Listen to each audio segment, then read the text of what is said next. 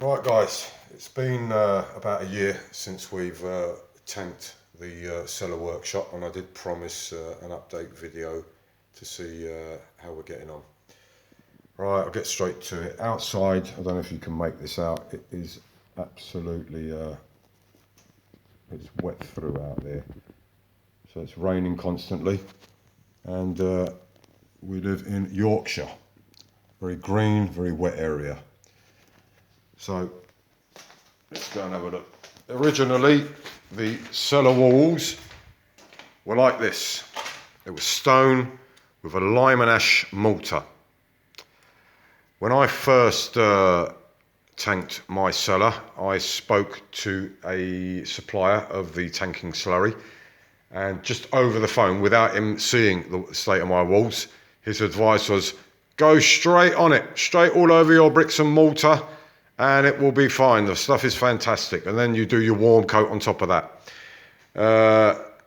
Maybe he thought I had like neat brickwork like that with tight mortar. I don't know, but I did what he told me, and it was a complete fail. Down in the cellar, this lime and ash mortar would expand and contract depending how much moisture was in the ground. And with that, it would crack the tanking, and all the water came through, and it was horrendous.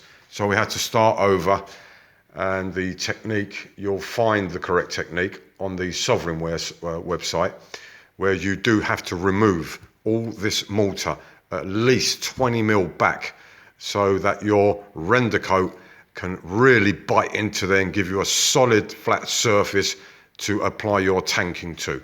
If you try and tank straight over anything like this, you're wasting your time and money, and believe you me, you're going to waste a lot of time and a lot of money, which is why I had to do it all over again.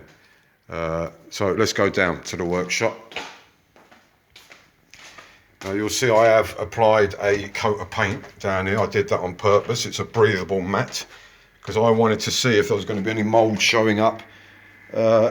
And so far, guys, it's been a year and we are in perfect condition. Absolutely nothing has come through. So hopefully that's a success. That's 12 months in. It's done last winter, all summer, and and we're going into this winter as well. Right, whilst we're here, I'm going to tell you about post problems that you can experience. Things that are quite baffling. When I finished the job, I brought down with me a little humidity dial. Gives you the percentage of humidity. Now, during the summer, it can be up 80s and 90s of humidity in here, which is baffling. To think that there's no water getting in, why would the humidity be so high? And it took me a long while, a lot of research, a lot of phone calls to get the information that I do have. I'm no way am I a professional.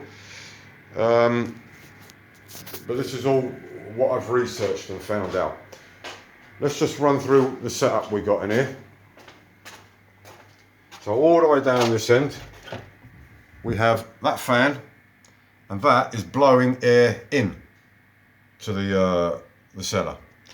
And then all the way down the other end, that fan is sucking air out.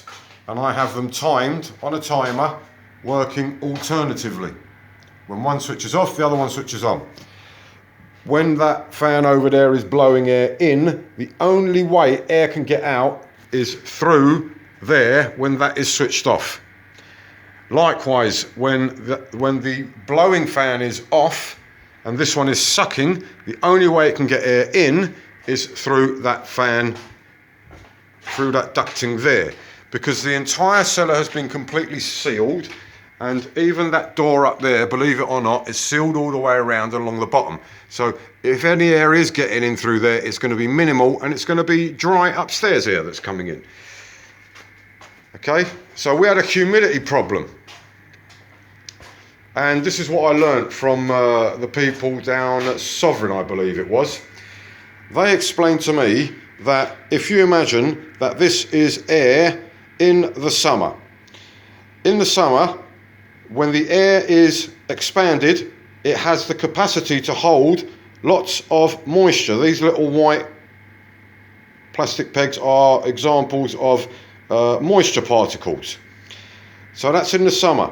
Now that doesn't mean that everywhere in the world where the air is warm and your air is expanded that it will be holding this much water, because that's obviously not the case in somewhere like the desert. But somewhere like in England, in Yorkshire, where there's plenty of moisture in the air, it does have the capacity to hold lots of moisture in the summer, which would explain why in the summer, when I've got my fans working and it's bringing that humid air in, my humidity levels can be up to 80s and 90s. Now, temperature, you may say, well, it's been 18 degrees in here in the summer, so it's been quite warm, and it's made no difference whatsoever. Right? Now, going back to here, in the winter, when your air is contracted, it obviously cannot hold as much water. So the capacity for the air to hold water is much less in the winter when the air is contracted. Which is why, now that it's winter, my humidity levels are pretty good. We're down to 60%, which is bizarre, because you saw earlier how wet the weather was outside. You would assume the air is really wet. So it's a tricky one to get your head around. Now, the other reason why that humidity is so low at 60%, and I have a temperature at the minute of about 20 degrees, is because the radiator is on. Now, if I turn that radiator off, allow this room to cool down to under 18 degrees, maybe about 15 or whatever the outside temperature is, that humidity will go up.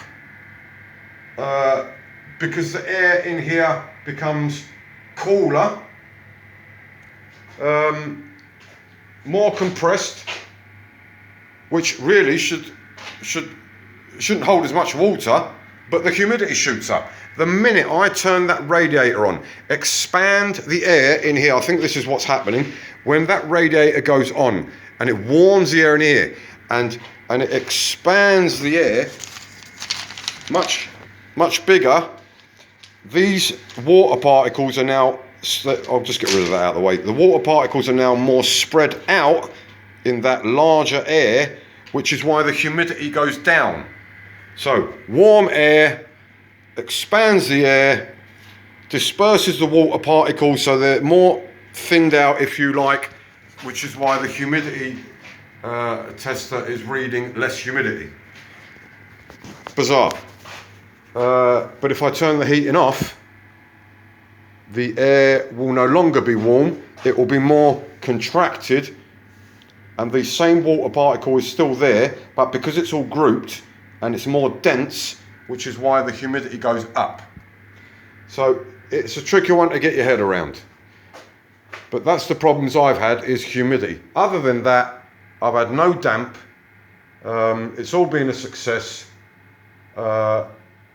During the winter, like we said, when my heating is on, my humidity is perfect. In the summer, I'm not going to turn that on, the radiator. The radiator is off, and even though the air temperature is about 18 degrees in here, the humidity shows a lot higher, even up into the 90s. And that's in the summer, when it's nice and warm outside. I can take that humidity tester, take it outside in the warm weather, and it will read 50 or 60. The minute I bring it down in here, even though it's 18 degrees, it shoots up into the 70s, 80s and 90s. Baffling, really, because the air that is coming in is that air that I've already tested outside at 50% humidity. And the minute it comes in here, it condenses for some reason and it shows high humidity. Maybe it's something to do with being underground.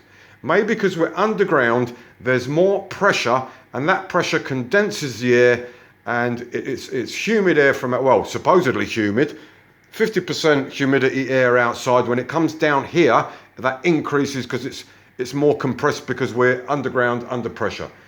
I've tried to explain as best as I can, as best as I can understand it. Other than that, I'll just live with the way it is. If I see that in the summer the humidity is seriously high, I have even turned that radiator on in the summer. Freakishly, it becomes 20 degrees in here, and then the humidity goes down. So, but I can't afford to heat this cellar all day, all night, throughout all the winter and all the summer to keep it up in the 20s. It's just not. It's not feasible to do that. Otherwise, I don't know what else to say. Everything's been fine, all a success, and I think this is the end of the video. But I did promise this follow-up video, and there you have it. Okay, good luck with your projects. Over and out.